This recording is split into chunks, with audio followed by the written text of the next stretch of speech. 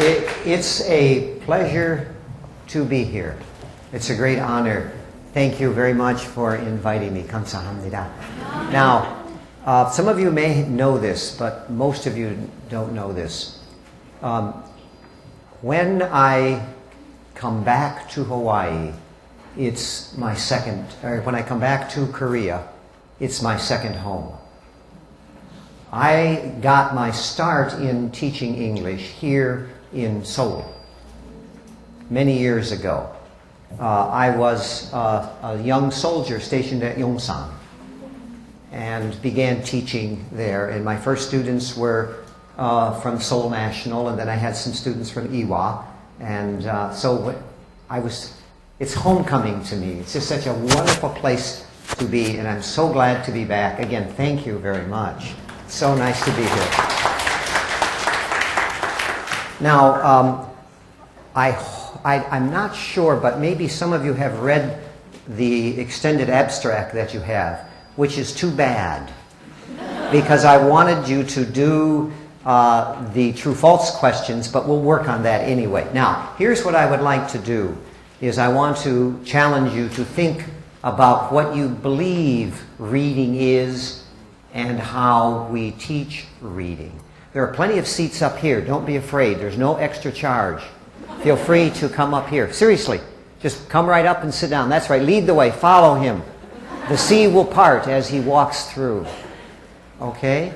Good. Now, in addition, what I would like to do would be to have you think about teaching EFL reading. And then I want you to stimulate what you do. If you are a teacher or if you have been taught, to think about the practice in the classroom of teaching EFL reading. Now, let's pretend that you have not read the 10 statements, but you need a handout now. You need the handout. We need a couple more, if someone could get them here. Okay, we need 3 or 4 up front. Now, what I would like you to do is they start at the bottom of page 1 and go to page 2.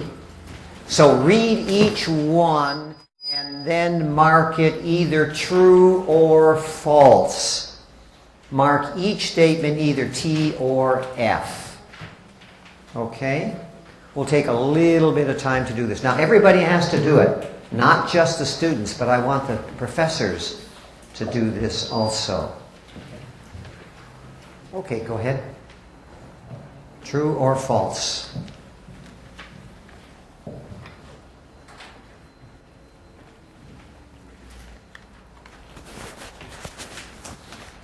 Now, when you finish true or false, look at them again and circle 3 that you agree with the most. When you finished doing all 10, go back to the beginning and look at them again and then circle number 2 or number 4 and do for 3 of these statements that you think are really true.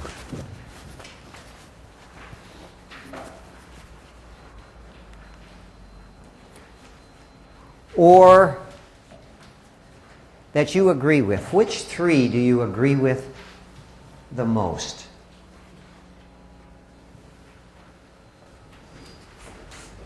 If you have finished, compare your responses with somebody sitting next to you. When you finish. When you finish. Don't change. Don't change. Just compare. Just compare. Okay? Maybe you 3 can get together. Okay, sure. Okay, did you do number 10? You haven't. Oh, I see what you're doing. Okay, I see. Okay. Okay. Compare with each other. Okay. Good work. Can you compare with them? The three of you get together, or make sure you're working together. Okay. All 4 of you can get together, or 2, or whatever. Good. Okay. Good. Compare. Good. Good. Good work. Okay. Excellent.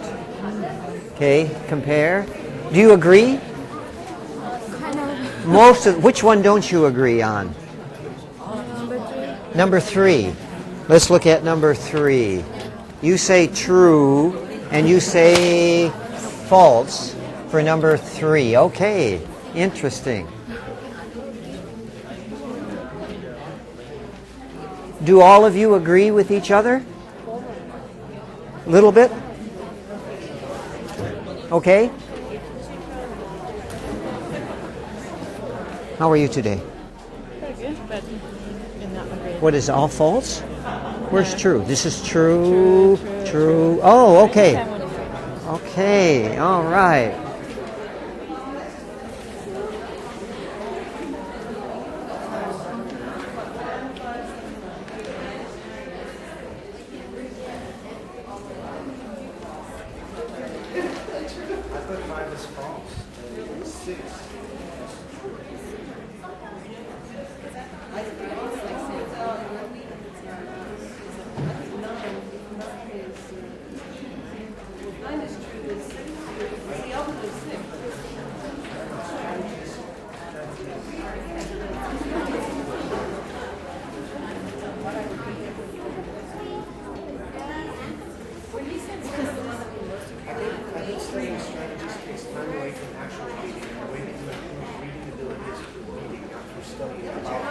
It's like a one-sentence thing.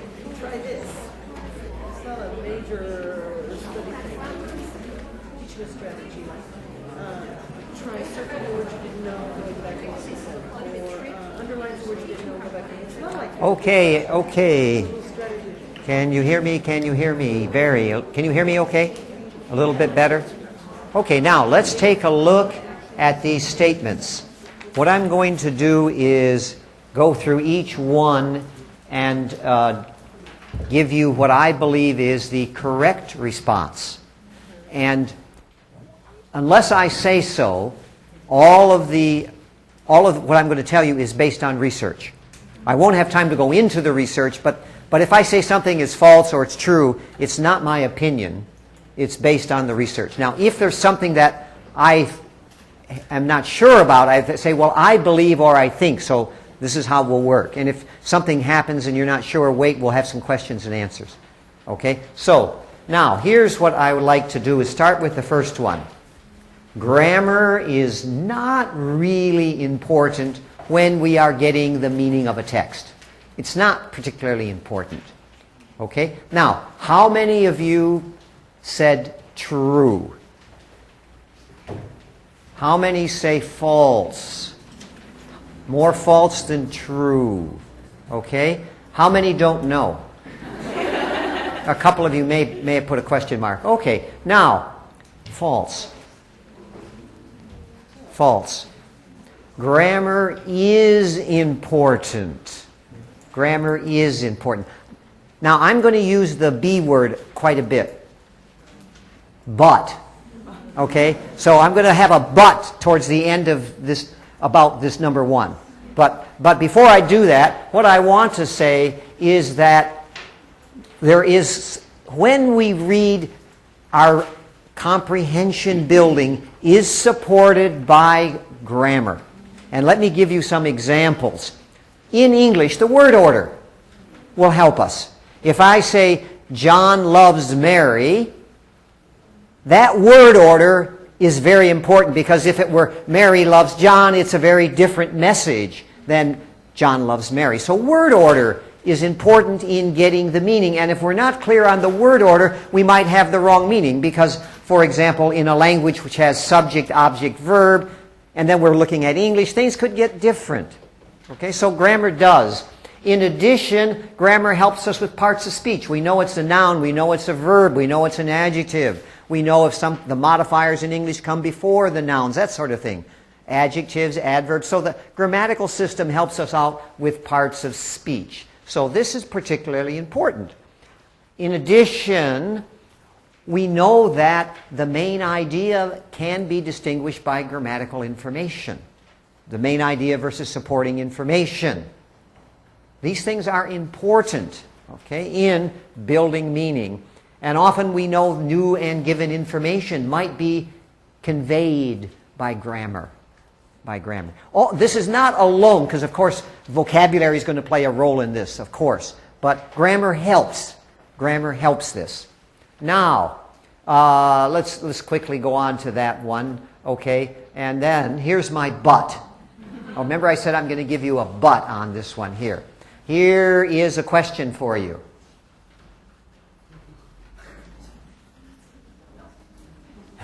How many say yes? One brave hand waving in the background. How many say no? Some are not sure. Okay, good, good. Now, the answer to this for me, now this is my opinion now, here's where I'm coming from. The answer to me is no.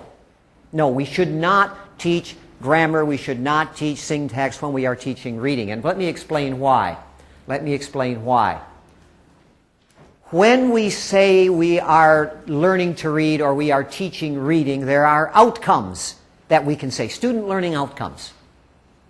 Okay? Now, if you are teaching reading as a foreign language, what is a desirable outcome for your students?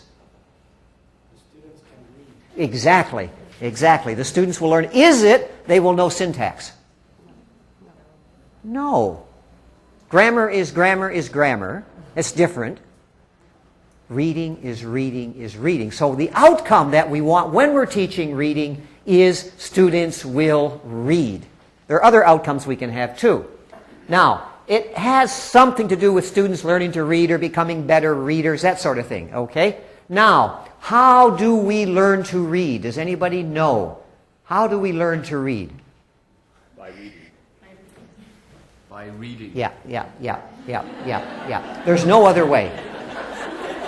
Now, this is based on research. This is based on research. There's only one way that we learn to read. And it doesn't matter if it's your first language, your second language, your third language. Doesn't matter. By reading.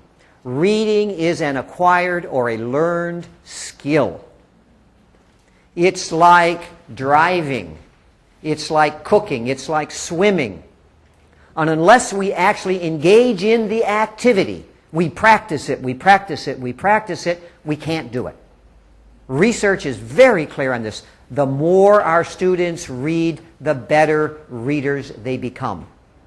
If the students don't read, they will not become readers. Now, if they study syntax, what will they learn? Grammar, probably. Maybe not, because it's so boring. Right? It really is. So maybe they won't even learn that, okay? Now, the reading material from research shows that the material that our students read should be easy. Should be easy. Now, my good friend Steve Krashen talks about I+1 input plus a little higher to learn language, but for learning to read, it has to be I-1, slightly below this now. Okay? Now, if it's slightly below their linguistic competence in the target language, that means they've got enough grammar to support, remember that support word? Well, they'll have enough grammar knowledge to support the reading they do. Studies are very clear that when students read extensively, engage in extensive reading, one of the things that happens is that they improve their grammatical knowledge. Isn't that interesting? Without directly studying it, by reading a lot, students will improve their grammar.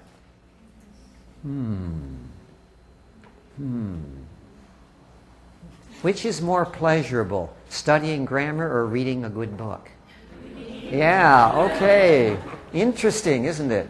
Yeah, okay. Now, let's look. Okay, cool on this one, number one? If not, we'll quickly go to number two. Okay, everybody happy now with number one? Those of you who said no, you know now why you said no, right? Now you know. Okay, good. Now, let's look at number two. And how many, again, say true? One brave soul. Maybe two, but they don't want to say it. A couple of people. Okay, okay.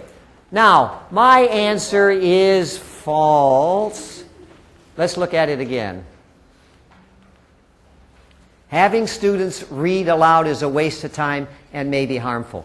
Now, I believe this is false, but the way it is often done, it is harmful. The way it's often done is harmful.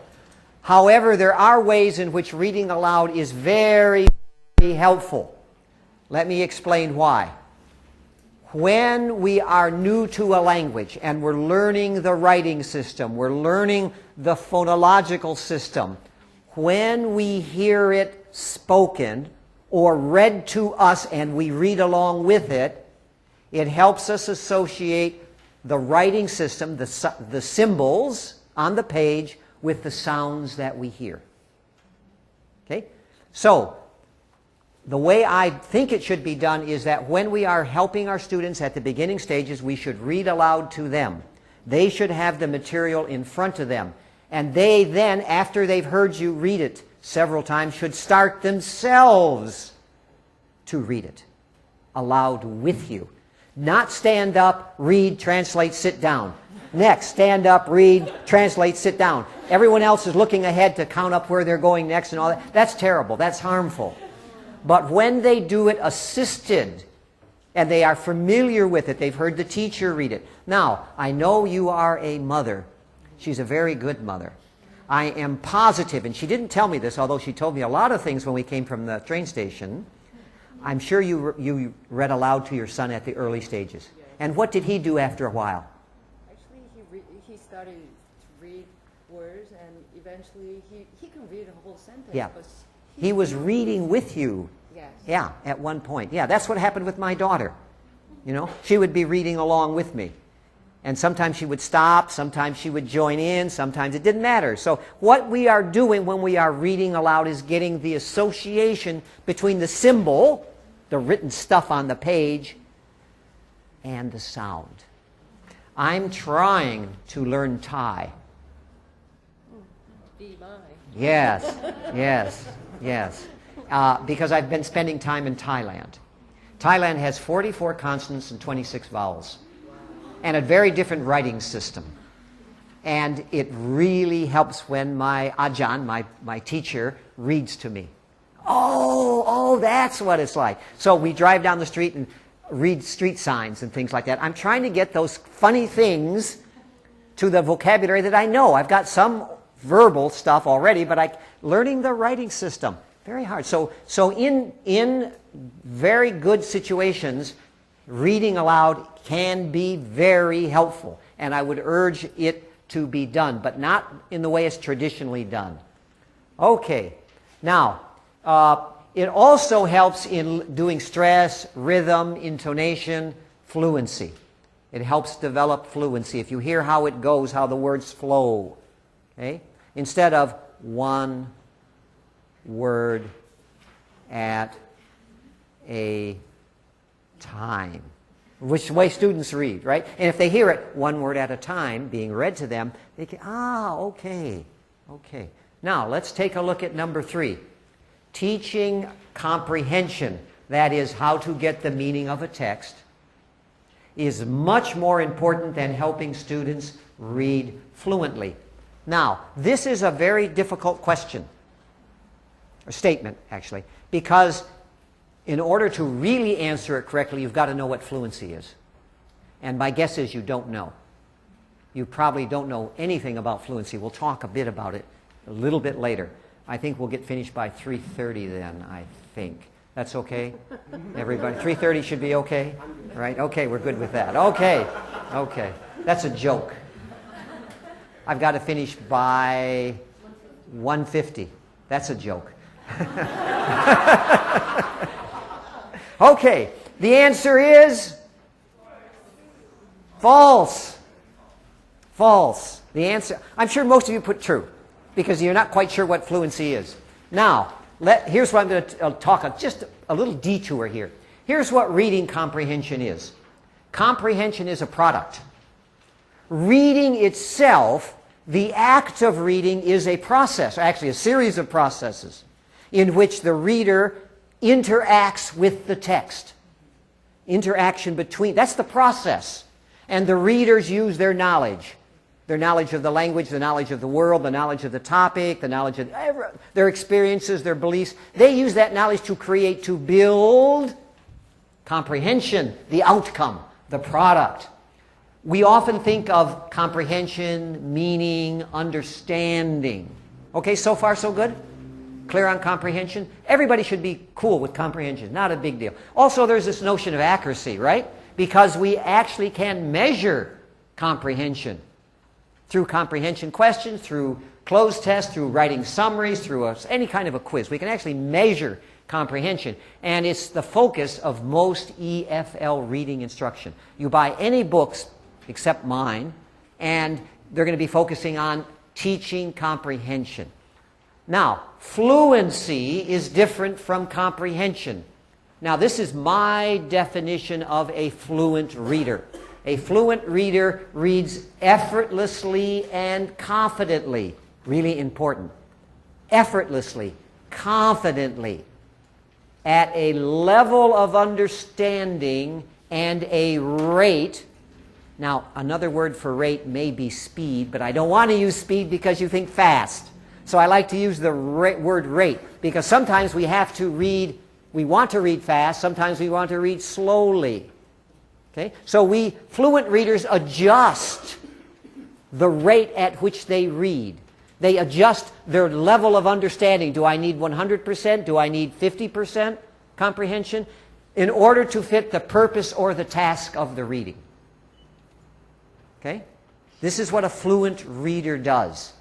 A fluent reader reads effortlessly, confidently, comfortably. Think of a river flowing down a river bank like this. And sometimes you see the river going really fast, and sometimes it moves more slowly. And this is what a fluent reader does. Now, we know that fluency is done while we read. Look at the last part of that paragraph.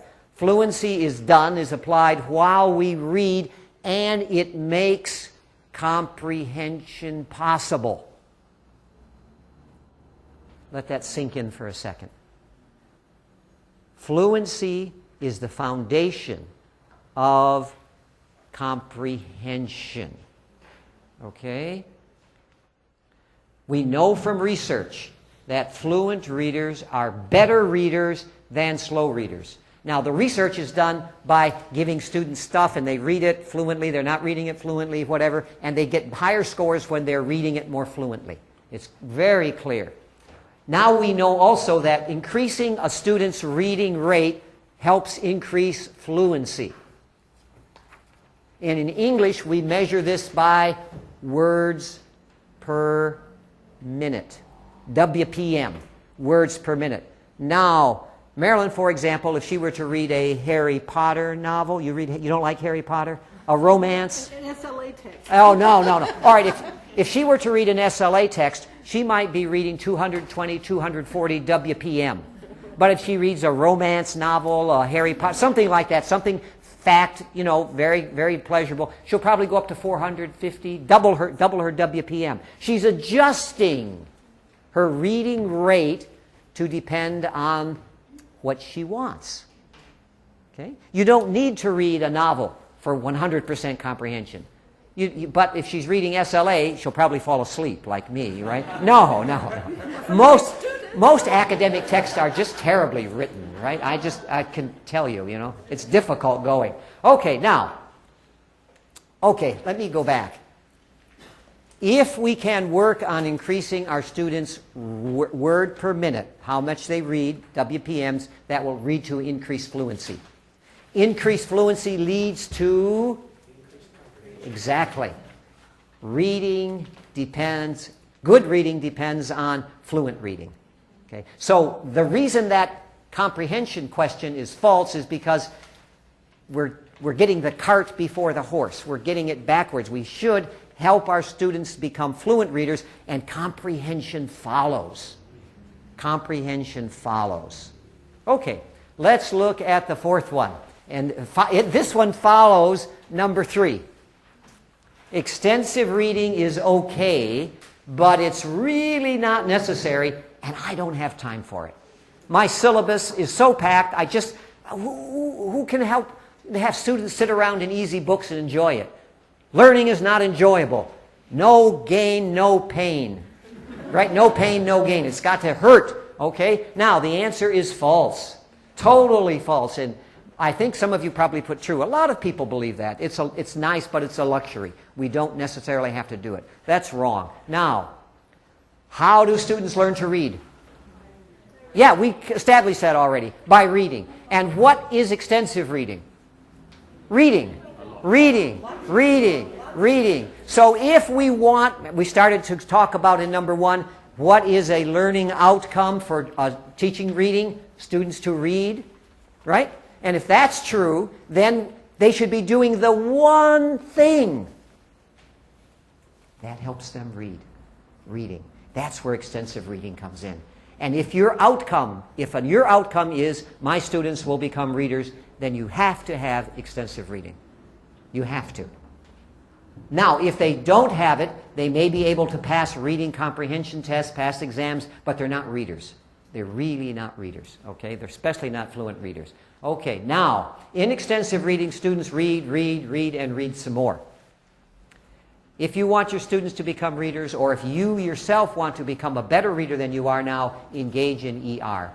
The research is very clear on this. This is not my opinion. It's been my experience as a teacher, but it's also strongly supported by a very thorough, good research literature. Number 5, we're moving now from ER. One more thing about extensive reading. Extensive reading is, well, there are a couple of ways we can get our students to become fluent readers, but the only way is through reading. Extensive reading builds fluency. And if some of you want to know later, I can tell you a little bit about all the complicated stuff called sight vocabulary and all these other things that can support why this leads to fluency. Okay, let's go here. Let's move now to strategy training. I'm sure I saw a lot of T's hanging around here. Is that right? How many are true on this one? Yeah, yeah. How many are false? A couple of you are false. Okay. Okay, hooray for the false people. Yes, you got it. Okay. Now, why is this false? Let's look at it. Having students practice a strategy for a week is really cool, really good. It's going to help them become good readers, right? The answer is no. Why? Research on strategy training clearly... Now, again, this is not my opinion. This is the results of not only reading strategy, but listening strategy, speaking strategy, any strategy training. This is true. Now, it takes time. Once a week is not time. That is barely touching the surface. It takes time. It also shows that strategies that we took time in teaching, 3 or 4 weeks, we've got to keep reviewing, recycling, trying again, trying again. Strategy training is really effective. It really works if it's done right. We need to take time. We need to recycle and review. It's very clear. Now, if this is done, students then, the research is clear, will take the strategy from our reading class, from our listening class, and go outside, generalize. But if they're just doing one a week, that strategy stays in our classroom. It doesn't generalize.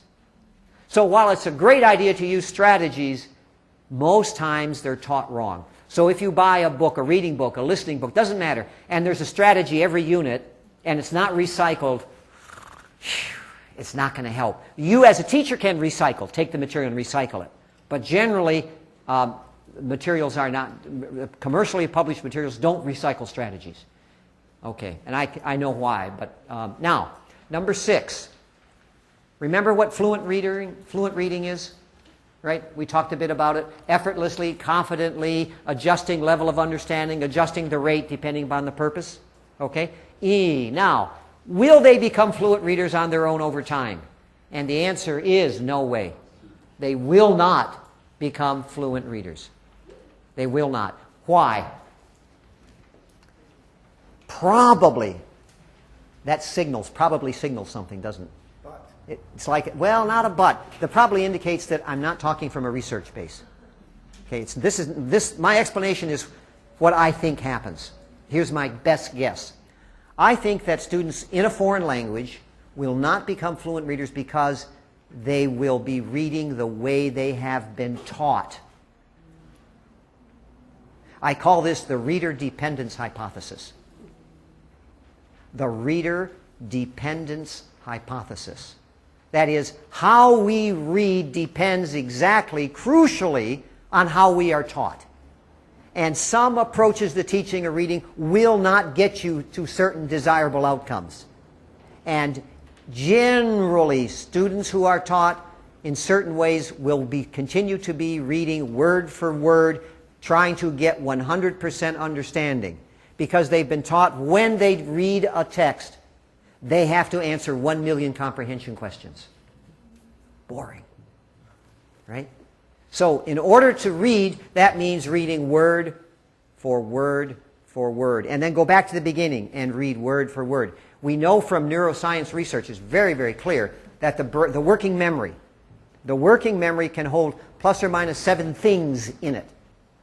Okay? And if you're reading word for word and a sentence has 7 or 8 words, by the time you get to the end of it, you've probably forgot. You've got to go back again, till you can get all of those words into working memory, and then you think and you create meaning for that sentence. Then you go to the next sentence, but you forgot the first sentence by the time you do that. See what I mean? It's word for word. It's just terrible reading. So when this is my guess now. This is why students read word for word, and it has to do with what I call the reader dependence hypothesis. Reader dependence hypothesis. Now, I was telling some of my students in my reading class at UH, my PhD and MA students, and they said, Dr. Day, do you know what the RDH, they call it the RD hypothesis? And they said it's going to become known as the Richard Day hypothesis. Okay, reader dependence hypothesis. Okay, extensive reading will cure that. Extensive reading will cure that. Okay, now, I'm a fan of fluency strategies. Most people are unaware that there's a difference between comprehension strategies and fluency strategies. Interesting, you didn't know that till now, right? All strategies are the same, comprehension. No, there's fluency strategies. Let me give you one for free, no charge. Okay? Here's a fluency strategy. When you are reading and you come across a word you don't know, skip it. Ignore. Keep reading. Right? Remember the river flowing? Right? And if there's a rock there, it goes over, goes around. We do the same thing. Don't have a dam and stop the water. Right? Keep going. You don't need to know every word. You do this in Korean. Right? You really do. Do it in English. That's a fluency strategy. Okay? So I know that if we teach our students fluency strategies, it will help them become fluent readers. Really works. Really works. Okay. Now, number 7. Number 7. I'm checking the time here. I'm checking the time. 10 of, right? We can get through. We're almost there. Go, team. Go. We can do it. Work together. Fight. The answer to this one is what, everybody? False. False. Guessing the meaning of unknown words from context is really, really hard. Really hard. In fact, did I say it was hard? Yes. Yeah, okay, it's hard. I wanted to make sure I said it was hard so you remember that it's hard. Okay?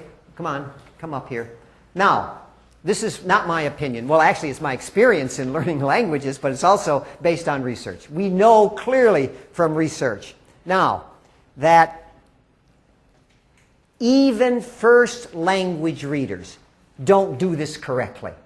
I can be reading along and I skip and I guess the meaning of a word, and then I get to the next paragraph. I realize I don't understand what's in the next paragraph because I had incorrectly guessed the meanings. So I'll go back and try another one, and that might work the second time. Okay? Now, we can teach our students some stuff to do. My good friend Paul Nation has got some really nice stuff on this, and it tends to work, but it's tricky business. Now, I want to make a distinction between getting the meaning of a word while we read. Okay, we're reading along and there's a word we don't know. We got to get the meaning of it. But there's a difference between learning a word learning a new word is different from getting the meaning of a word while we're reading. Okay? It's been my experience in my foreign language learning that I can get the meaning of a word while I'm reading, and then maybe a month later I'm reading something else and there's that same word, I can't remember it at all. Right? I haven't learned the word. I got the meaning in that context, but I haven't learned it. I haven't learned it. Okay? So, guessing the meaning is difficult. Guessing the meaning is difficult. I'm not saying don't try to do it, but it's tricky. Very hard. And when we are learning to read, we should be reading material that is easy, that doesn't contain a lot of unknown words. That's where this I-1 that I mentioned earlier comes in. Okay? Because we're learning to read and not learning the language. Now, I don't have time to go into the next one. Okay. If there's time, I'll tell you about another point. Remind me if there's time to say, what was the other point you were going to make about learning to read? Okay? Now, translating the reading from English to Korean will help students become better readers. This is true, of course, right? Right?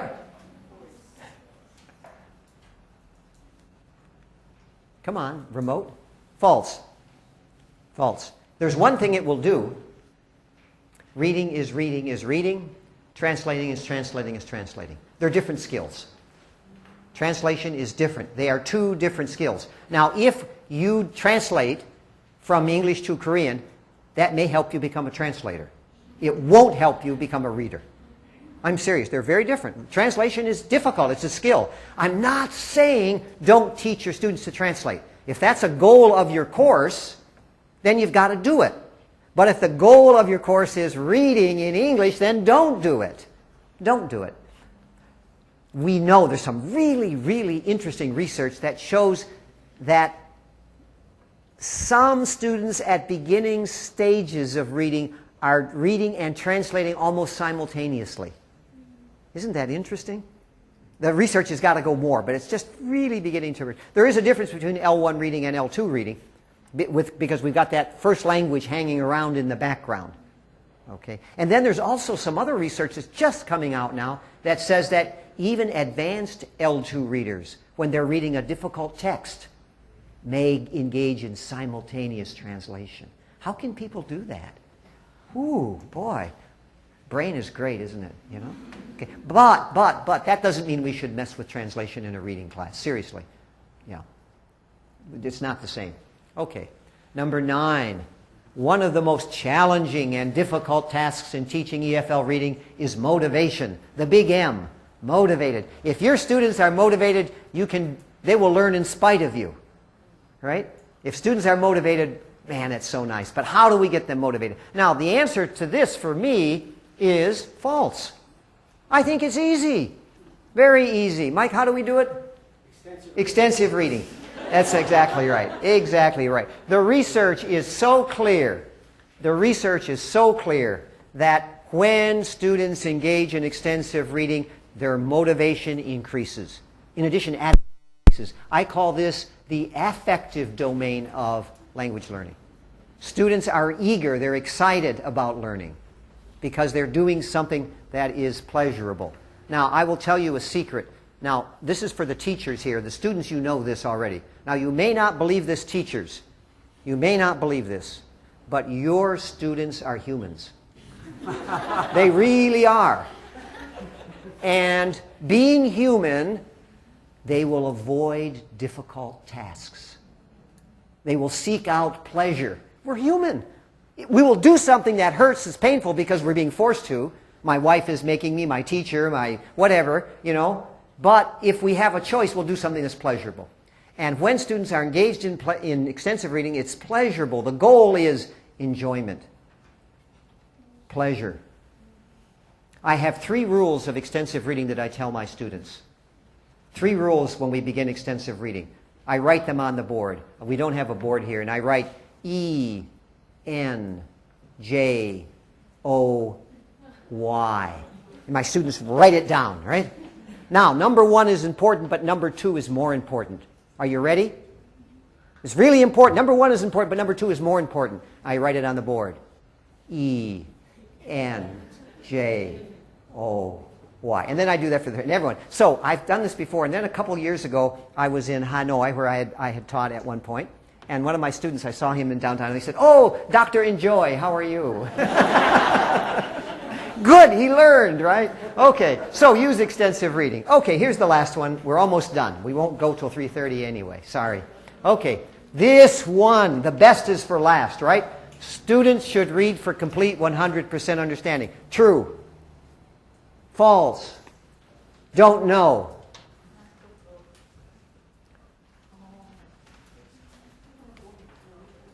This is one of these tricky things, okay? This is one of these tricky things. The level of understanding depends on the purpose we're reading. If we're reading and studying for an examination, we probably want to be reading for 100% understanding. But if we're reading a pleasure book, if we're looking at the newspaper, we're doing something, you don't read for 100% understanding. Most of our reading is not for 100% understanding, either in Korean or in English. It doesn't matter. Generally not. Yet, we teach our students for 100% understanding. There's a disconnect between reality and what we do in our classroom. It's very, very different. Okay. Now, this is the point I was going to make earlier, and I said, remind me, this is what I wanted to make. There's a difference between learning to read and reading to learn. We have to engage in, number one, learning to read before we really can get into academic reading, reading for learning. Often we, in our beginning and intermediate reading classes, are messing around with the second one, reading to learn, when they haven't learned to read. Okay? So when we're learning to read, we really are not concerned so much with 100% comprehension. But, there's that but again, it keeps coming in. But when our students are probably higher, intermediate towards advanced, and they're doing academic work, they should be looking at 100% understanding. So the answer to this one is, it depends. It depends. Okay, here we are.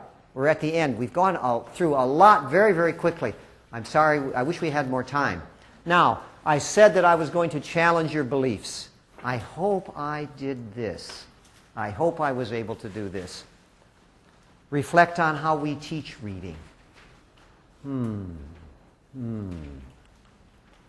Stimulate you to think what happens in the reading class.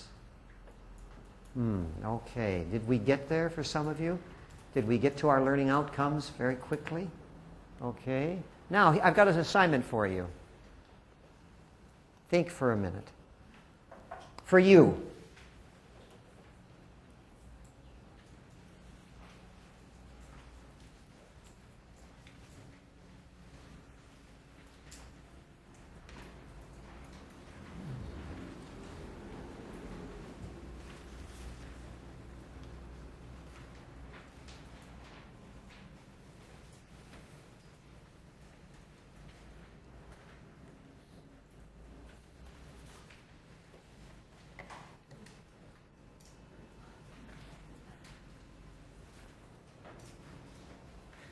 Maybe with behind you, a couple of you. Don't be alone. Share, share, share, share.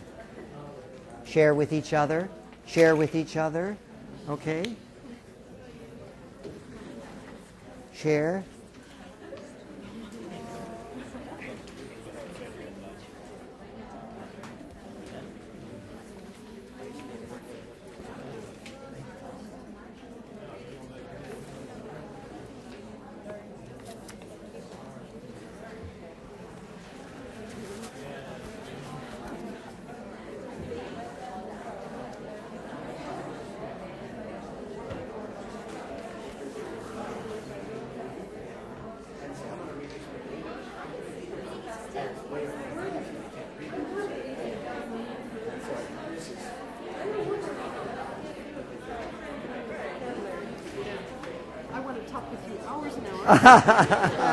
Personally, but I have a couple of questions maybe before the Sure. group. Yeah, we won't. I don't think I got time for Q&A now. Okay. I think I'm just barely finishing on time. Yeah, Dr. Lee. Yeah.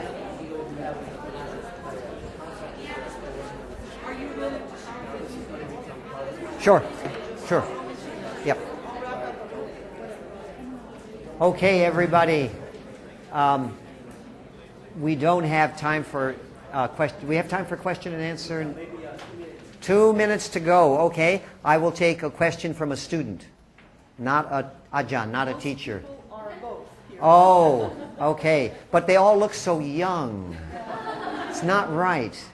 Graduate students who are also teachers. Graduate students who are teachers, ask me a question. Graduate students. Yeah. What do I think of Kim Guo? No, a question about reading. Anyone? Seriously. Don't be shy. Okay? Okay. I had a question that I wanted to ask, maybe in the name of everyone teaching in Korea. Okay. It's your point number 2 and your point number 8. Okay. Number 2 was reading aloud is a waste of time, and you Okay. suggested reading as a model. Mm-hmm. And I was saying, I know a lot of people are shy to read aloud because they feel their accent isn't good. Right. What is your perspective on, I recommend that people use tapes when there is, or Sure. have a tape made, a Sure. native speaker type reading. Sure. That's number 2. And number 8 was? Motivation? No, translation. Translation. Translation. I think that needs deeply addressing. here Yeah, in okay. Korea. Yeah, I agree with you. Now, let's look at the reading aloud. When I was saying reading aloud, I was saying the teacher is talking, is reading, and the students are reading along as a whole class. It's not, I'm done now, your turn to stand up and read paragraph 1, you read paragraph 2 and stand up. No, I don't advocate. That is very face-threatening. It's terrible because students are so much worried about pronunciation, they're not thinking about reading. So I wouldn't do that. I like the whole idea of group reading. Now, I've got another reading activity that I do. Once we've done my reading, model reading, and then students are reading with me, then I will have them break up in pairs and read to each other. Very face-saving, not threatening. And I'll go along and I'll listen. I won't interrupt, but I'll listen. And then if there are sentences or words that everybody's getting wrong, I'll do it as a group. Okay? Then I do another activity that is fun. That is fun. I'll explain it to you very quickly. Before we do the activity, I brainstorm emotions. Okay, give me some emotions. Happy, sad, eager, gloomy, frustrated, angry. Okay, I model it. Now that I've got all these written on the board, then I say, I'm going to read something, and I want you to tell me my emotion. Are you ready?